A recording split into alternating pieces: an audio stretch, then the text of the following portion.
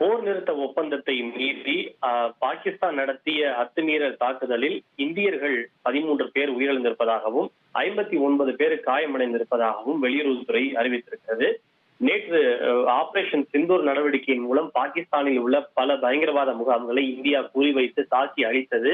இதனால் ஆத்திரமும் கோபமும் அடைந்த பாகிஸ்தான் இந்திய எல்லை கட்டுப்பாட்டு கோட்டு அருகே இருக்கக்கூடிய பூஞ்ச் உள்ளிட்ட கிராமங்களில் அத்துமீறி தாக்குதல் நடத்தியது. இதில் பலருடைய வீடுகள் முற்றிலும் விழுந்து சேதமடைந்தது, பலர் காயமடைந்தார்கள். 10 பேர் வரை உயிரிழந்ததாக நேற்றைக்கே தகவல் வெளியானது. இருப்பினும் அது அதிகாரப்பூர்வமாக அறிவிக்கப்படவில்லை. இந்த நிலையில்தான் இந்த எல்லை கட்டுப்பாட்டு கோடு அருகே காஷ்மீரில் இருக்கக்கூடிய பூஞ்ச் உள்ளிட்ட கிராமங்களில் அத்துமீறி பாகிஸ்தான் நடத்திய இந்த தாக்குதலில் 13 பேர் உயிரிழந்திருப்பதாக வெளியுறவுத்துறை தற்போது அதிகாரப்பூர்வமாக அறிவித்திருக்கிறது. அதே போல 59 பேர் காயமடைந்துள்ளனர். இந்த காயமடைந்த 59